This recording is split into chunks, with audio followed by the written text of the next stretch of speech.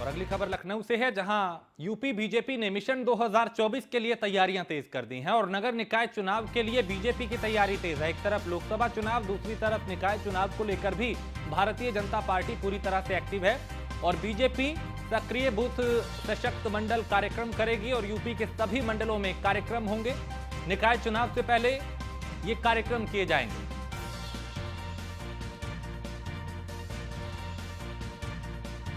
तो एक तरफ समाजवादी पार्टी है जो राष्ट्रीय कार्यकारिणी की बैठक को लेकर पहले मंथन कर रही है और आने वाले चुनाव को लेकर पूरी तरह से एक्टिव दिखाई दे रही है। दूसरी तरफ भारतीय जनता पार्टी है जो निकाय चुनाव और लोकसभा चुनाव दोनों को देखते हुए पूरी तरह से एक्टिव है।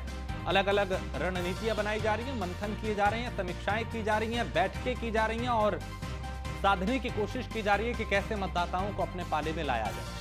फिर चाहे बीजेपी हो, समाजवादी पार्टी हो, बीएसपी हो या अन्य क्षेत्रीय दल, हर किसी की कोशिश ये है कि बेहतर परिणाम लाए जाएं। और अब निकाय चुनाव से पहले भारतीय जनता पार्टी एक नए कार्यक्रम के जरिए लोगों के बीच जाने जा रही है और यूपी बीजेपी ने मिशन 2024 के लिए तैयारी तेज कर दी। और अश्विनी द्विवेदी हमारे संवाददाता इस पे ज्यादा जानकारी के साथ। अश्विनी, निकाय चुनाव को लेकर और लोकसभा चुनाव को लेकर भारतीय जनता पार्टी पूरी तरह से एक्टिव दिख रही है। अब ये जो कार्यक्रम किए जा रहे हैं ये किस तरह के होंगे और कैसे लोगों के साथ जुड़ाव होगा? हाँ, बिल्कुल बात करें तो निकाय चुनाव को लेकर के हाईकोर्ट में एक रिट दायर थी। उसके बाद कोर्ट ने फैसला दिया था जिसमें कहा गया था कि समिति एक चयनित किया गया और जो समिति होगी वो आरक्षण जो दिया गया था ओबीसी आरक्षण उसका पूरा एनालिसिस करेगी और उसके बाद वो रिपोर्ट जो है सौंपेगी अपनी। निश्चित तौर पर मार्च के जो अंतिम तारीख है 30 मार्च को तारीख दी गई थी जब तक रिपोर्ट सबमिट करनी है हाईकोर्ट के सामने। निश्चित तौर पर अब से कुछ दिन ही बचे तो ऐसे में कहीं ना कहीं भारतीय जनता पार्टी भी एक्टिव मोड में आ गई निकाय चुनाव को लेकर के, क्योंकि कभी भी निकाय चुनाव का ऐलान हो सकता है। जैसे ही रिपोर्ट हाईकोर्ट के सामने रखी जाएगी उसके बाद वो ग्रीन सिग्नल देगा और उसके बाद चुनाव का ऐलान हो सकता है। तो ऐसे में कहीं ना कहीं भारतीय जनता पार्टी अब वो निकाय चुनाव को लेकर के साथ ही साथ 2024 जो लोकसभा चुनाव होना है उसको लेकर के कहीं ना कहीं रणनीतिक तौर पर तैयार हो रही है।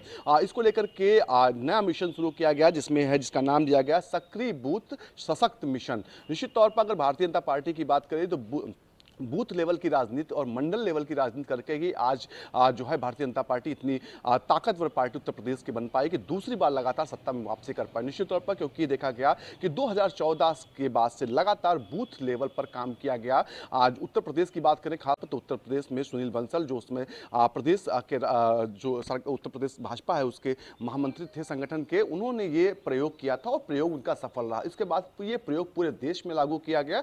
साथ ही साथ देखा गया कि तमाम प्रदेशों में उसका भी जो है पॉजिटिव रिजल्ट आया। निश्चित तौर पर अब उत्तर प्रदेश में निकाय चुनाव होने हैं और साथ ही साथ 2024 लोकसभा चुनाव के लिहाज से भी उत्तर प्रदेश भाजपा के लिए काफी महत्वपूर्ण है। तो ऐसे में कहीं ना कहीं भारतीय जनता पार्टी अब जो है बूथ लेवल पर फिर से जाकर के मंडल लेवल पर जाकर के कार्यक्रम करेगी और कहीं ना कहीं जो बूथ लेवल की राजनीति है उसको एक बार फिर सक्रिय करेगी। पिछला जो 2019 का लोकसभा चुनाव हुआ था उस दौरान देखा गया बूथ से नीचे जाकर के पन्ना प्रमुख तक की राजनीति भारतीय जनता पार्टी ने की गई थी। एक पेज होता था उस पर कुछ नाम होते थे और उनका प्रमुख एक बनाया जाता था वो प्रमुख जाकर के लोगों से मिलता था, भारतीय जनता पार्टी की जो सरकार की नीतियां थी जो फायदे थे वो गिनाता था। निश्चित तौर पर उसका असर भी दिखाई दिया और भारतीय जनता पार्टी एक बार फिर सत्ता में वापसी कर पाई। निश्चित तौर पर 2024 का चुनाव हो या फिर उससे पहले ठीक पहले जो सेमीफाइनल निकाय चुनाव उसकी तैयारी हो उसको लेकर के भारतीय जनता पार्टी बूथ और मंडल लेवल पर कार्यक्रम करेगी और इस दौरान तमाम जो दिग्गज भारतीय जनता पार्टी के होंगे चाहे वो प्रदेश अध्यक्ष हो चाहे जिला अध्यक्ष हो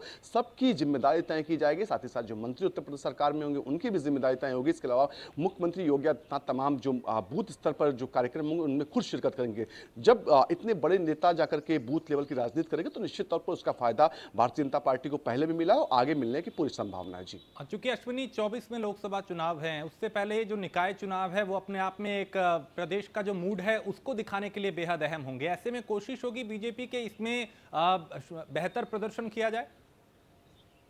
बिल्कुल ऐसा माना जाता है, लोगों का कहना है, राजनीतिक जानकारों का कहना है कि भारतीय जनता पार्टी शहरी क्षेत्र में बहुत मजबूत है। इससे पहले भी देखा गया 2012 से या उससे पहले कि जब उत्तर प्रदेश में भाजपा की सरकार नहीं थी लेकिन तमाम जो नगर निगम है उस पर भारतीय जनता पार्टी का कब्जा था। तो इसमें कहीं ना कहीं भारतीय जनता के पास ये ताकत एक पहले से है, लेकिन इन सब के बावजूद भी भारतीय जनता पार्टी चाहती है जो 17 नगर निगम इस बार हैं 17 के 17 नगर निगम को फतह किया जाए, क्योंकि पिछली बार जब चुनाव हुआ था 2017 में उस दौरान 16 नगर निगम पर चुनाव चुनाव हुआ था, जिसमें से 14 नगर निगम भारतीय जनता पार्टी के खाते में आए थे, 2 नगर निगम जो है बसपा के पास गई थी। तो ऐसे में कहीं ना कहीं भारतीय जनता पार्टी चाह रही है कि 17 नगर निगम जीत के ये एक संदेश दिया जाए कि 17 जो लोकसभा सीटें उसके अंतर्गत होंगी, उन जिन लोकसभा सीटों में ये नगर निगम आते होंगे वो भी उनके कब्जे में। हालांकि पश्चिमी उत्तर प्रदेश को लेकर के थोड़ा सा असमंजस की स्थिति में भारतीय जनता पार्टी अभी भी है, क्योंकि पश्चिमी उत्तर प्रदेश की ये 2 नगर निगम सीटें थी जहां पर भारतीय जनता पार्टी को हार का सामना करना पड़ता। साथ ही साथ जब लोकसभा चुनाव 2019 का हुआ था उस दौरान भी देखा गया